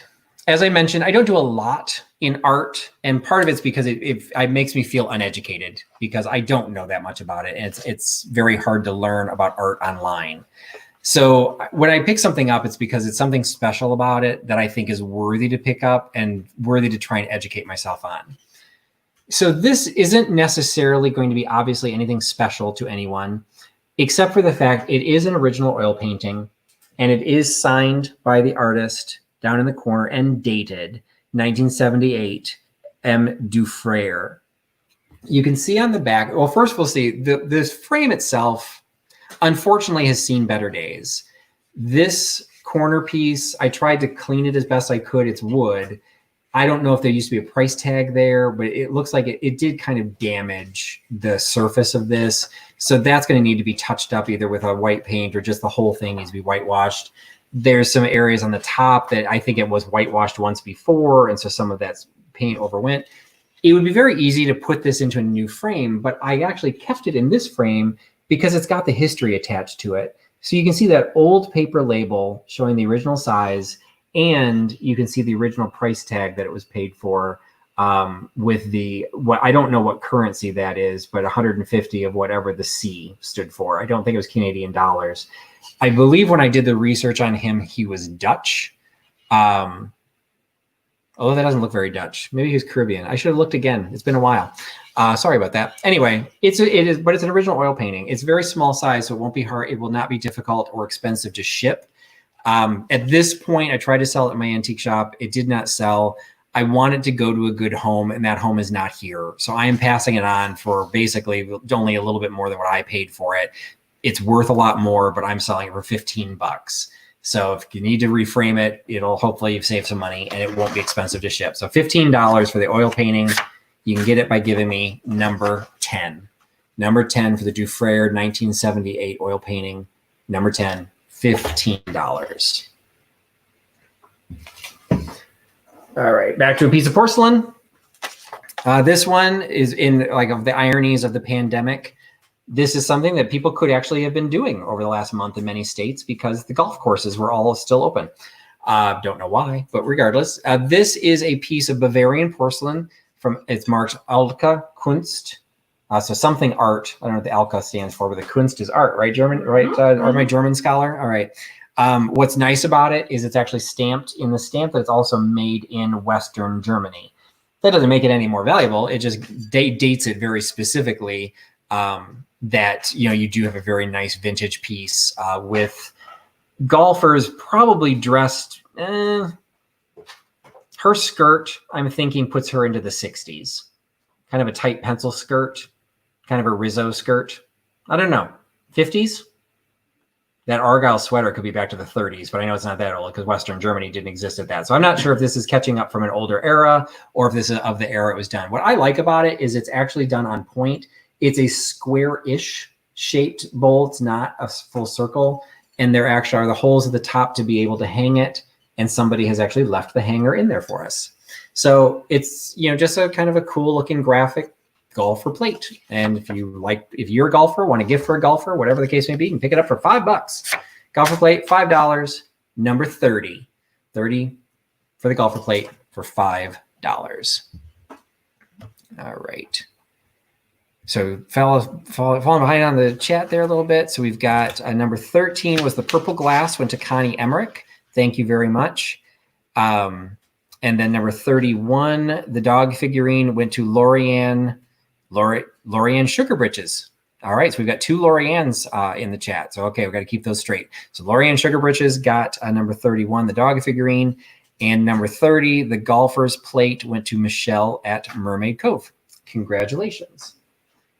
Going to something very traditional. This I picked up, and this again falls into the category. I'm not 100% sure of the age of this. This could be a primitive reproduction, something that was made for like craft malls and things like that. I don't know. It is a butter pat press. So you've basically got your little ball of butter. You set it on the plate. You then push down, and this design, what I believe are cherries, maybe. Based on the stem, there's 3 of them growing off of one stem. I want to say those are cherries. Would then be you press down your butter a little bit, and you would end up having a design of the cherries in the top. I do not know how old these are. Again, these could be a complete reproduction. I think there's some age to them, and in some cases, this one might have gotten used because to me that actually looks kind of like grease, like butter grease or whatever, like oils. So anyway. I didn't pay very much for it, and since I don't 100% know what it is, I'm not charging much to sell it on. So you can get the little butter mold press for $5 by giving me number 23. So number 23 gets you the butter mold pat for $5. Hi, Stephanie from Thrifting Adventures. Stephanie is also doing sales, and she has locked herself into dates now on Tuesday nights. So be sure to check Thrifting Adventures channels, and you can find her sales on Tuesday nights. All right, we're going to go back to the 70s with a piece that I can prove from the 70s because it's stamped. It is a trinket box with, it's not Holly Hobby, but kind of that Holly Hobby-esque look. is a box with the picture of a girl holding a bird with the cat kind of peeking out from behind her, ready to take that bird down. So, you know, you can always get a really interesting angle to some of this stuff from the 70s. So we've got the little covered dish, perfect condition, no chips, no cracks, no crazings. It is marked on the back. That's how I know its age. It is actually dated 1979. Now it's given under the brand of Brandywine Art. Admittedly, I'm not familiar with that, but it also says it's a license under UNESCO. So for all intents and purposes, this is an UNESCO trinket box. It actually has a decent size to it. It's a fairly wide and fairly good height. Like this would actually hold quite a bit. I don't think it's a powder box just because the lid doesn't fit airtight. So I don't think this, but this to me was the size of a powder box based on what my mom had in the 70s. So I think it's really just a trinket box. It's from UNESCO. It's $6 and you can pick it up for $6 by giving me number 2. So number 2 is the UNESCO trinket box, $6.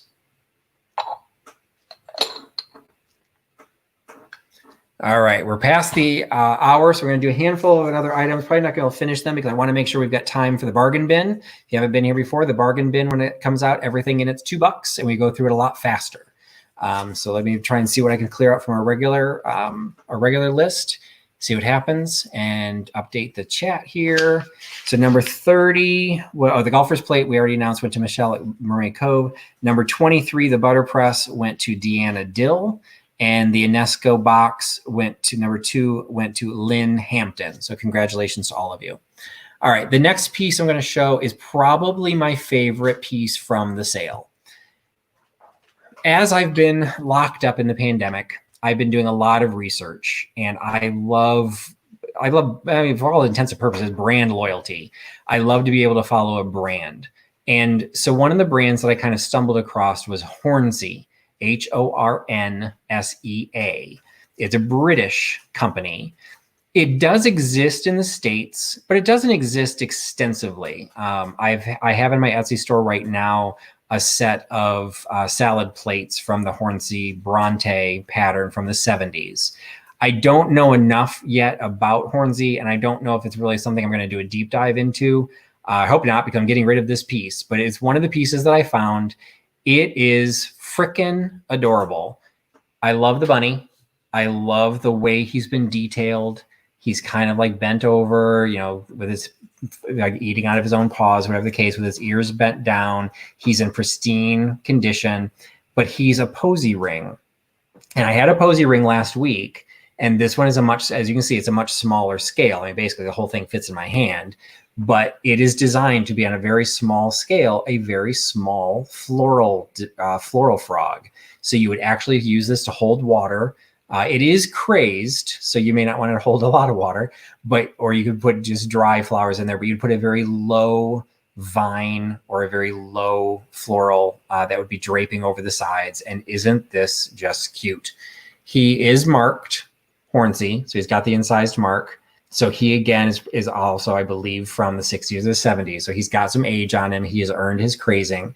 It is not something that comes up much in the United States. It's fairly prevalent in England, but then you have to get it from England over here. And that's what I did in this case. So to a certain extent, I paid up for him. So I'm not going to really make a lot of money on him, but I really wanted him for this sale because I just really felt you guys would like him. And I know somebody here can give him a great home.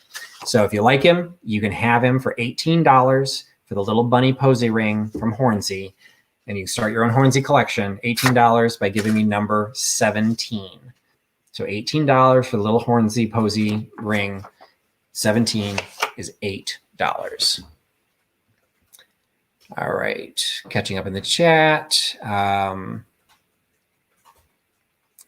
So Nate says that the bunny is Silvac. Is that a brand under Hornsey? Because it is marked Hornsey. So I don't. So, oh yeah. Oh, never mind. It's marked. Never. So forget. I just should have read both of those comments. All right. So we're at a quarter after. Let me get a couple of these smaller pieces out of the way, and then we'll jump to the bargain bin. So Misty, if you follow Misty, number 17, the Hornsey bunny went to Hemlock Lady. Congratulations. If you watch Misty's channel, I don't know if Misty's on here tonight. She has been really successful in picking up a lot of vintage salt and pepper shakers. I have a handful, and so in her honor, I pulled out one. I actually pulled a couple. I mean, I get the other set, but this is the one that I thought was the cutest. They are a pair of German pigs. I believe it says Reuter. See if I can get it close enough to see what that says. Reuter, Reutter. And it's got a German, it says Germany, and then it's got the WM upside down mark. I'm not familiar with these, nor do I know their age. Based on the stoppers, I've never seen stoppers like this. They're actually screw-in plastic stoppers, which right now doesn't want to come out, but they do because I had one out before.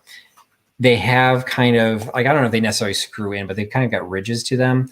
So they do kind of snap in there. So I'm wondering how old these really are. These might just be kind of like a 90s, maybe 2000s type of thing. They're in absolutely perfect condition. They're marked salt and pepper. Salt and pepper. They are decorated on both sides with this little lovely floral design on both sides. And they've got the cute faces in the front. They're just salt and pepper shakers. So they're pigs, they're salt and pepper shakers, they're $6. So $6 for the salt and pepper shakers by giving me number 16. 16 gets you both the salt and the pepper by giving me number 16 for $6. All right. These plates are, since we're in Germany, let's jump into Austria. The large version of these plates are actually on my Etsy shop right now. So if they don't sell here, I'll probably go ahead and add these. But I picked these up at my favorite thrift shop, possibly the one that I got the other one at. But these are a pair of smaller plates, and these will be easy to ship. They're kind of a nice small size. And I just think the colors of them are super cool. They both happen to say on the back that they put a plate hanger on them, so it's hard to read it. But that is a more contemporary logo from Schloge, Vienna, and it's a souvenir of Austria. I don't know what makes these necessarily Austrian. Like, there's like owls in this one. I don't know. They probably have owls in Austria, but you know, it's kind of got this little farming harvest, you know, decor there. And at one point I thought, oh, maybe they're part of the Four Seasons, but these both appear to reference harvest. So I don't think it's Four Seasons. I think they just happen to be, you know, these color plates. And the bigger version I have is more like a dinner plate size. I can't imagine these were ever designed to eat off of, because they say right on the back that they're souvenirs. This one, somebody had actually already pulled the tag off. And so, but I recognized it regardless. They're just little decorative plates. You can put them on the wall. You can put them in a curio cabinet. You can use them for a really big mug. You could use them as a coaster, whatever the case, because, you know, I love my coasters. So this is a pair of Vienna souvenir dishes. They're nothing special, but I think they're sweet, and I love anything Austria. So I'm selling them for $5 for the pair. So the Viennese souvenir dishes, $5 for the pair by giving me number 25. Number 25 gets you the pair of plates. All right, and the last two things we're going to sell are not really, well, I'm selling them separately because they're not a pair, but I picked them up together and they were sold as a pair. And then I realized when I looked at them, they're not a pair. So these are being sold individually. They're going to be $6 each. This is an elegant glass sugar, and you can see it's got the shield design to it, the candlewick style handles, the decorative trim on the top. It is an open sugar, and I believe it is designed to be an open sugar because it has that scalloped top. There'd be no way a lid would sit on that flat. So we've got the sugar, and then the creamer, although from a distance you would say, oh yeah, sure, they match. As you get it closer, the creamer, first of all, has a pedestal foot, unlike the sugar. So by right there, I don't think they match. The handles are completely different. So again, don't think they match. And this one has a rose pattern on it, and this one's just not. I did not do my research to find out which ones these are because I was disappointed they weren't not actually a pair.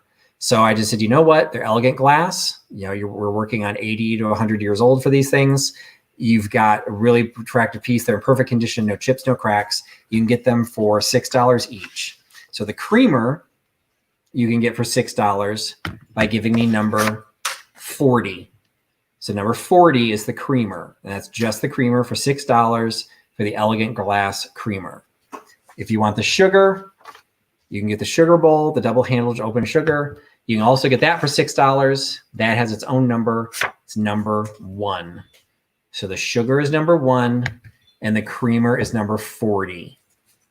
So either piece is $6. Sugar is 1. Creamer is 40. And that will close the Trusty Huckster sale of main sale. Now we need to move to the bargain bin. All right, let me catch up on what we sold before we jump into that section. All right, so number 25 was the Vienna souvenir dishes. Those went to Chandra Efford. Number 16, the pig salt and pepper shaker, went to Nita May. And both, you're going to keep them as a pair. Bergen Pines picked up both the sugar and the creamer. So that's some pretty fast fingers typing to get both of them. So 40 and 1 went to Bergen Pines. So congratulations. I hope you really like those. All right.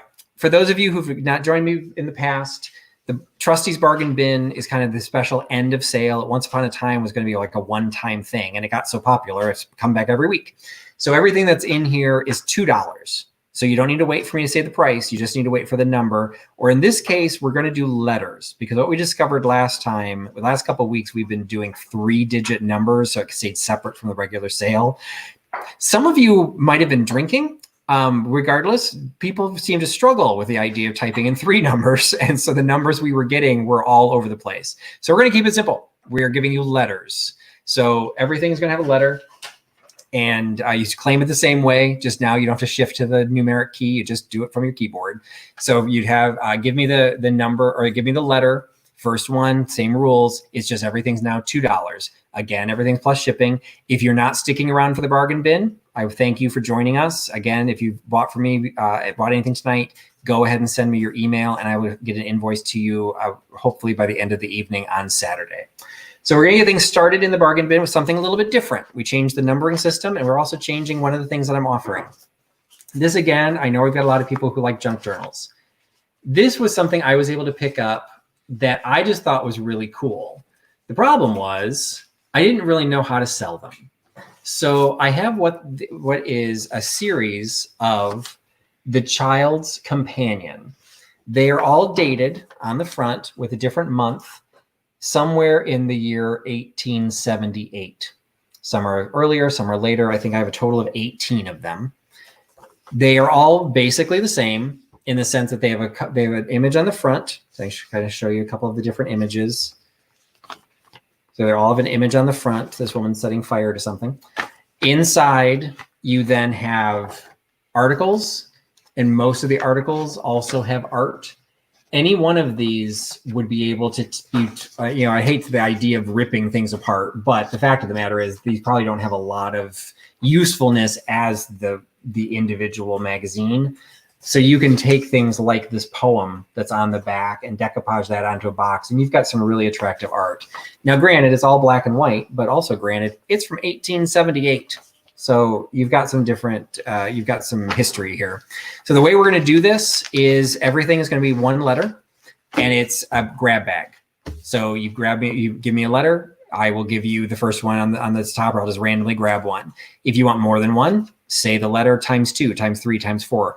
We will supply the orders until I run out. So depending on how popular these are, there might be plenty. If not, we'll just do them in order as they're picked. So you've got the entire stack. They're being available one at a time. Each one is $2. So $2 for one in a grab bag style by giving me letter Y. So the letter Y is for the Child's Companion magazine's grab bag style. All right, now we're going to do traditional stuff. I did find another pair of salt and pepper shakers. This had been in my antique booth, the showcase at the Antique Mall. These are the Indian School in Montana, I think it was. Yeah, in Montana, the Saint Labre, Labre, Indian School. I remember, these are not mine, but I remember these from my childhood. We had the napkin holder that had these, they're plastic. So we had them in our camper so they couldn't break. And they're the salt and pepper shakers. So we've got the S and the P on the top. $2 for these little Indian school salt and pepper shakers by giving me letter R.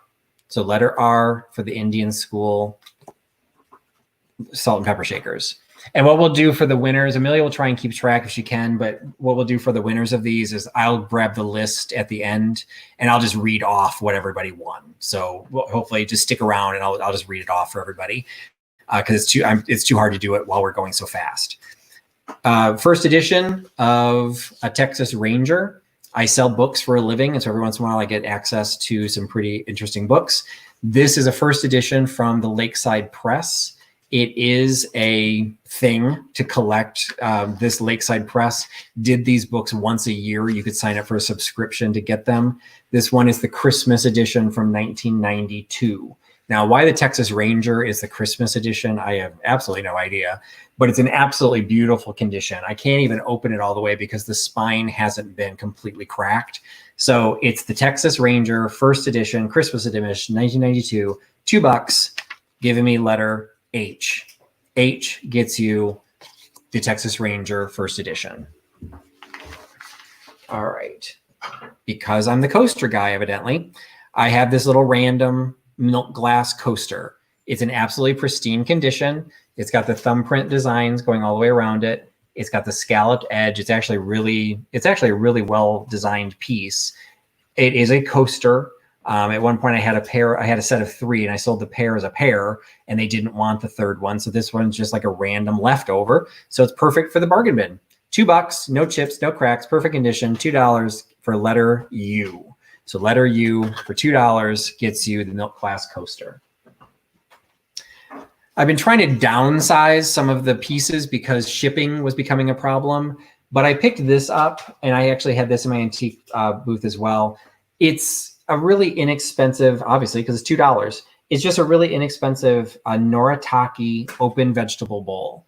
It's got no chips or cracks, but some of the graphics, in my opinion, were starting to fade a little bit, and some of the gilding is showing some wear. But in general, you've got just a really soft pale blue with the gold trim and green vines going all the way around it. It's really sweet. It's got the pierced handles. It's a nice size open vegetable bowl, and it is stamped with an older Noritake stamp with the M in the wreath. So it's made in Japan, but it's got that M marking.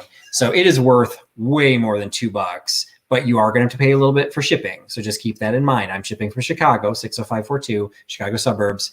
This is $2 plus shipping by giving me letter K. K for the Noritake open vegetable bowl. All right. This piece I picked up and probably shouldn't have, but this was another one that I picked up specifically for the fundraiser for jomdr.org without thinking at the time that it's too new to go on Etsy. And I tend to be a rule follower, not always, but I tend to be a rule follower. This is from Isaac Mizrahi's collection at Target, which is probably only within the last 10 years. So it's basically just been kind of sitting around waiting for something to happen with it. It's now happening tonight. I do not know what kind of dog that is. It doesn't say on the back. It just says Isaac Mizrahi Live, made in China, dishwasher safe, and not for microwave use. So you've got this guy. It's the same dog, just like kind of the profile and more of the front.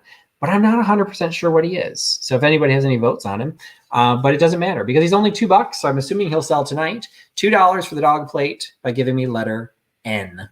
Letter N for the Isaac Mizrahi Live, I think from Target, dog plate. N for the dog plate. All right. I had a small collection of the Marigold, the later version of the Depression glass. That's really just the iridized glass. It wouldn't be really considered Carnival because it's just it's Marigold all the way around. It just got the iridescence in it. This was just a little dish that I had on display at one point. I've upgraded it to a bigger piece. I don't need this one anymore. So I'm selling it for $2 by giving me letter E. Letter E for the little Marigold iridized bowl.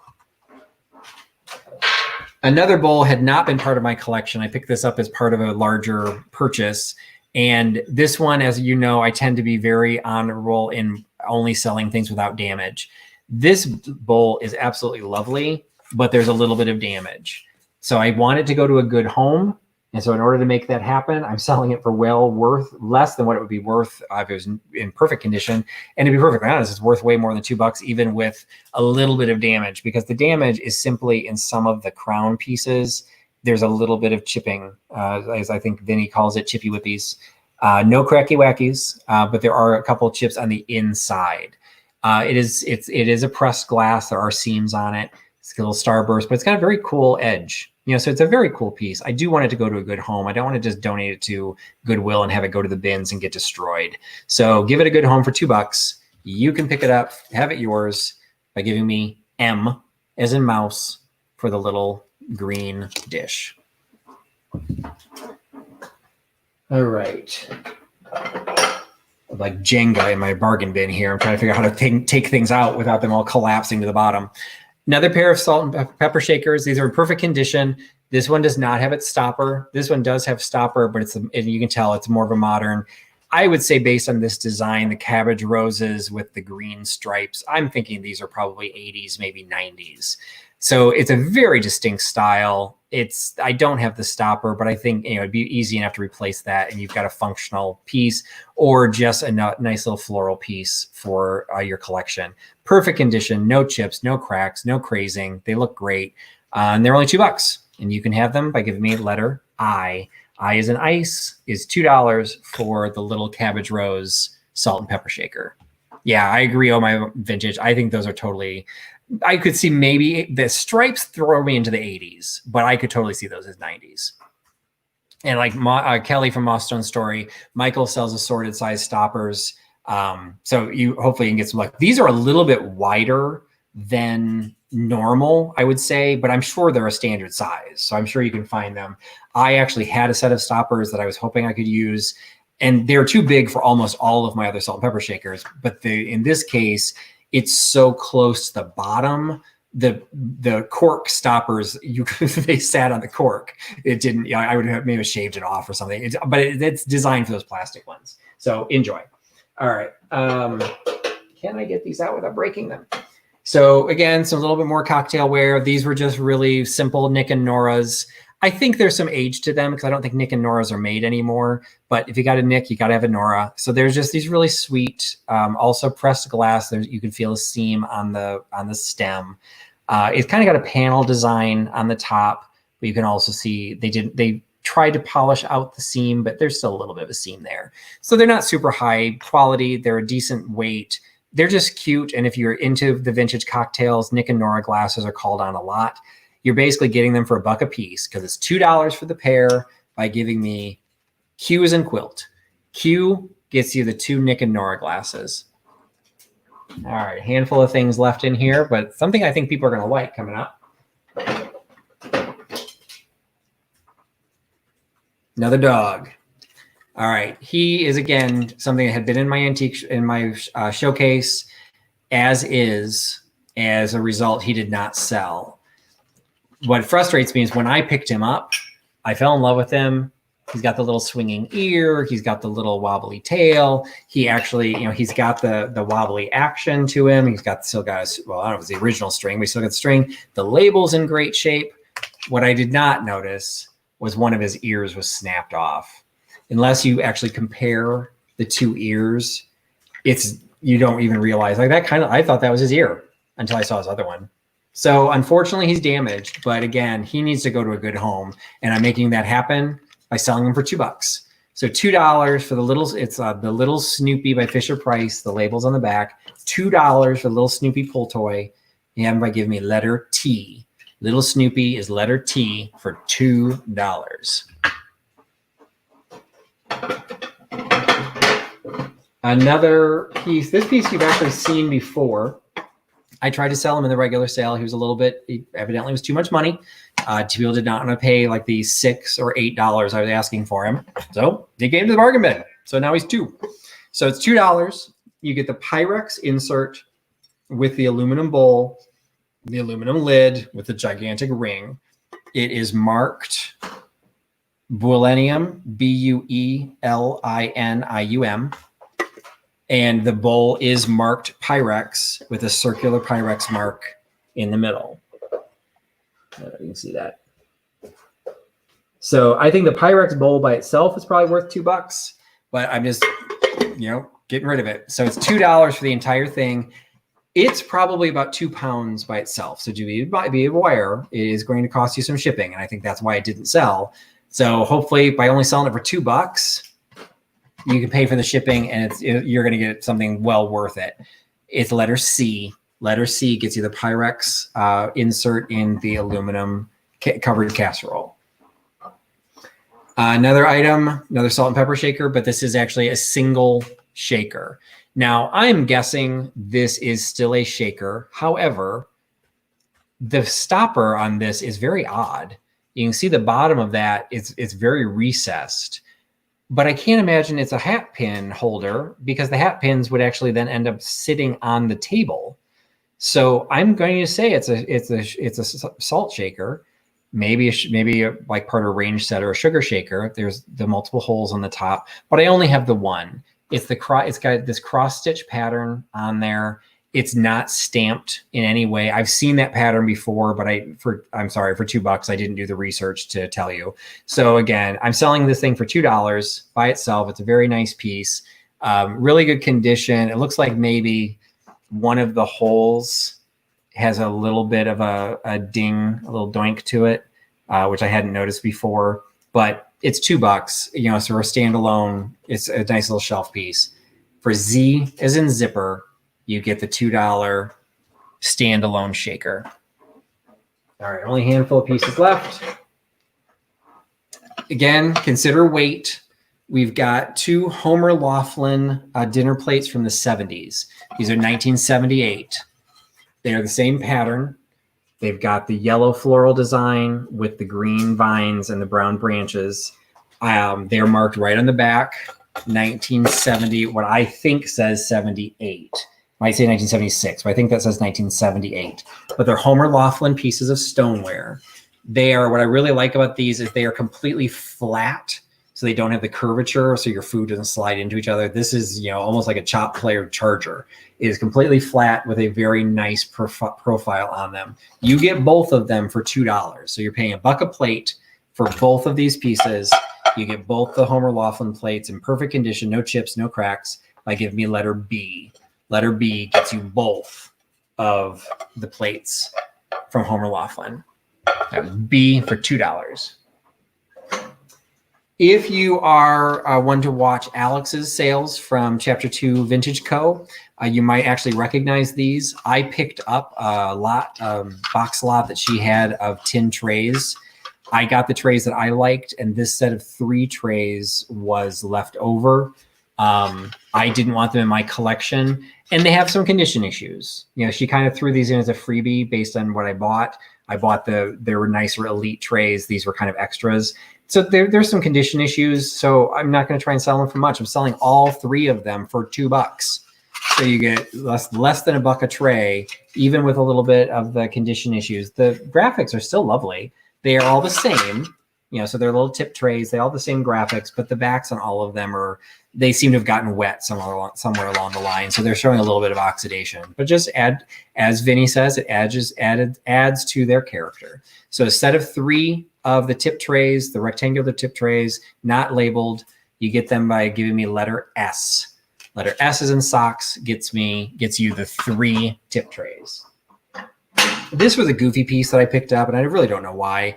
It's a DIY, piece that I think the OK was made and glazed, and then it looks like the little girl and the "You're okay with me" were decoupaged on. So it's just this quirky little "You're okay with me." This little you could throw a magnet on the back. It's a little heavy, so you might want to do like a couple of magnets. It's a paperweight basically, or you just put it up on display. It's cute. It's $2. You're okay with me, and you can have him by giving me letter V. V in violin is the "You're okay with me." $2. All right, only a couple pieces left. Because of the way sometimes when I pick up pieces, I get random pieces of porcelain that I'll either group together, sell individually, try and make available. This is just a really sweet bread and butter plate. It's unmarked. It's got a really attractive floral design, in the purples, which is my favorite color. It's all on the sides. It's got a really sweet scalloped border. It's not marked, so I don't know the maker of this, but I'm going to say there's some age on this. It's an attractive small piece. You basically could turn this into a dresser tray, a pin dish, throw your keys in it. It's just an attractive little piece. And I'm just gonna make them available for $2. I want them to go to a good home. And the easiest way to do that is to sell them for $2 to one of you by giving me letter P for pig. Gets you the little floral dish with the scalloped edge. Similarly, I've got another piece, which this one is stamped. This was Century China by Salem. So this is warranted 22 karat gold, 22 karat encrusted gold. Says so right on the back. It is in good shape. There's some crazing on the back that looks like a crack, but I don't really feel anything, and it doesn't go through to the front. So I think it's just, it was crazed, and I think it got wet. So it's stained a little bit more. But the edge of the plate is in perfect shape. There's no chips, no cracks. There is a little bit of crazing and a little bit of loss to the gold. You can kind of see that this is probably something from the 40s or 50s, Century by Salem. So again, I just wanted to go to a good home. It's a lonely little plate that will look pretty in the right use, and you can get it by giving me letter X. For $2, letter X gets you the Century by Salem floral plate. All right, and the last piece, bargain bin's about to close. This you've seen before. It's another piece of aluminum. It's one of my favorite pieces of the aluminum. I tried to sell them a couple weeks ago for $6. Nobody wanted him, so now he's $2. So it is stamped Kensington aluminum, which is admittedly not a brand that I'm familiar with, but it has the pineapple patterns on the edges. So it's got the pineapples at the top and both sides. The middle is bare. It is relatively recessed. So one of the questions that came up when I showed this the last time is, should there be a glass dish that goes into the middle of it? That is entirely possible. I clearly don't have it, so I don't know. So it maybe would limit, like you really wouldn't want to serve anything like juicy on this. But it is an attractive serving piece. If nothing else, it's an attractive decorative piece. And couldn't sell it at $6, so I'm going to try and sell it at $2. So for $2 for the Kensington aluminum pineapple dish, get it by give me letter G as in guitar for the pineapple dish. And that's it. The bargain bin is closed. I emptied it out. So thank you so much for joining me. Time absolutely flies when we do this. So again, if you picked up anything, whether it's in the bargain bin or in the regular sale, please make sure to send me an email. If you do not hear from me by Sunday, at some point on Sunday, go ahead and send me another email. I've had some problems that I had to change my email address because the first time I used a longer email address and the number of people that had problems sending it was amazing. So I simplified it. So the email you have here is hopefully simple, but you could still make a typo. And what I've discovered lately, and this happens to me too, is if you send the email to the wrong address, for whatever reason, Gmail isn't always bouncing it back. So you don't know that it went to the wrong address.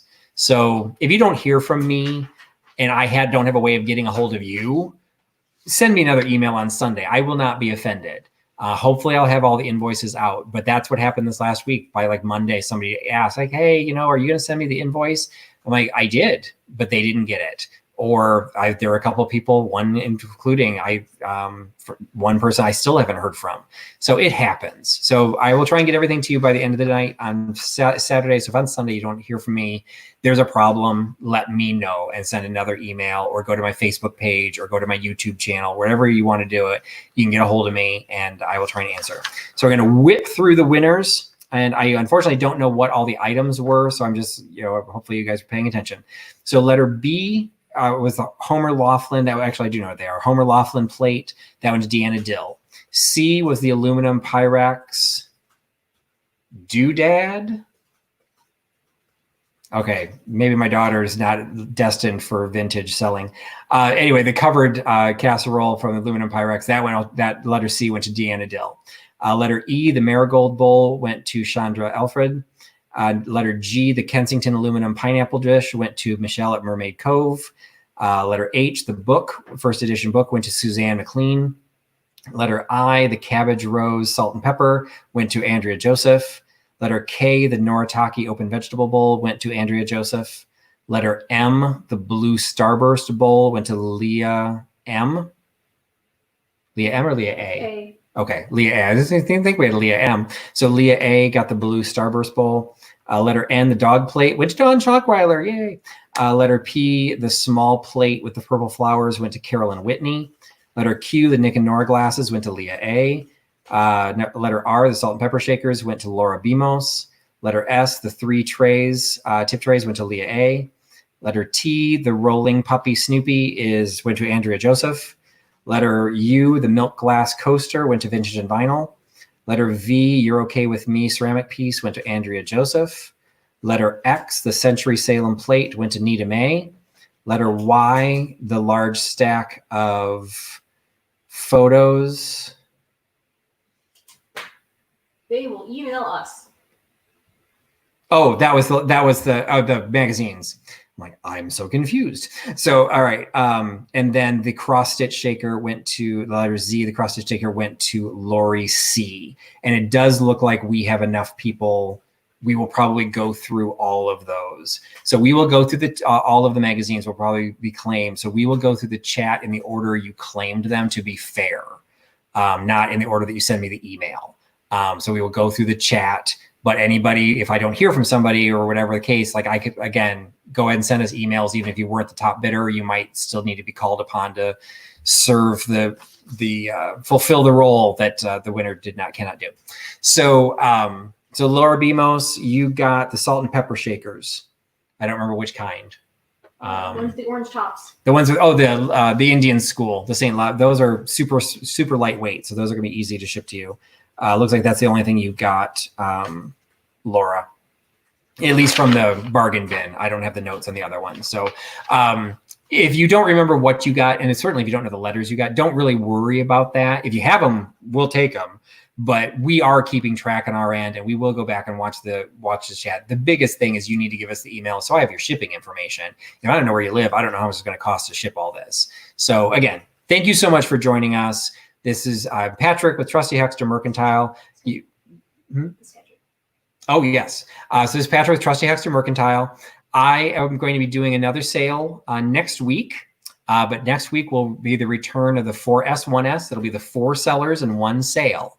So next week, there will be myself. There will be Misty from Thrifter Junker Vintage Hunter. There will be Alex from Chapter 2 Vintage Co. And there will be Laura and Mary Beth from Fatbird Finds. So you have all 4 of us will be in 1 sale. We'll do round robin selling items between all of us.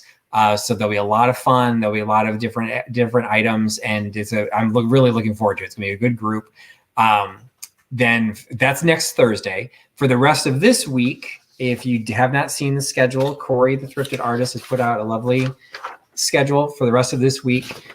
Tomorrow during the day is Alex's regular sale, the Chapter 2 Vintage Co. She has her sales at 1 o'clock in the afternoon on Fridays. And then Friday night is Jeffrey at Real Nifty Vintage. He does his at 8 p.m. on Friday nights. On Saturday this week, we only appear to have D at Thrill of the Thrift is at 1 p.m. on Saturday. But then again, on Sunday, you've got Corey, the Thrifted Artist, is at 2 p.m. and Reclaimed Treasures by Mary is at 4. And then in the evening at 6 p.m. is Mimi's Treasure Chest. I think this will only be her second sale. Also, what's not on these calendars, because this calendar is the live sales, what will also be available is on Saturday, Vinny's Vintage will be doing an interview for content creators for YouTube on his channel at 5 p.m. Eastern. That's Vintage Vinny at 5 p.m. Eastern on Saturday. So that'll be an interview show. And then on Sunday, I will be doing a Trusty's Vintage Deep Dive, and that will be with George at the Antique Nomad. And that will be at 8 p.m. Eastern, same time as the sale, 8 p.m. Eastern on Sunday. And that is a live event. So you will be able to ask questions to George, and he'll be talking about vintage cameras. So be sure to join in on that. It's not a sale, It's a deep dive for information and research, but I hope so far the couple I've done have been a lot of fun. I hope you enjoy them. So that's watch for the new schedule. Corey's working on it right now. In general, Mondays are off, but Tuesday then will be Thrifting Adventures will be the next sale into the next calendar. So again, Patrick with Trusty Huckster Mercantile, Amelia, the Huckster Helper, is off screen. I really appreciate you guys joining us this evening. Look for me on Facebook, Instagram, and Etsy under TH Mercantile. And you've already found me on YouTube. So if you have gotten this far and you haven't already subscribed to my channel, really appreciate you subscribing. Give it a thumbs up. It really does make a difference. But more than anything, I appreciate you giving me your time and putting your trust in Trusty Huckster. Thanks so much. Have a good night. Bye-bye.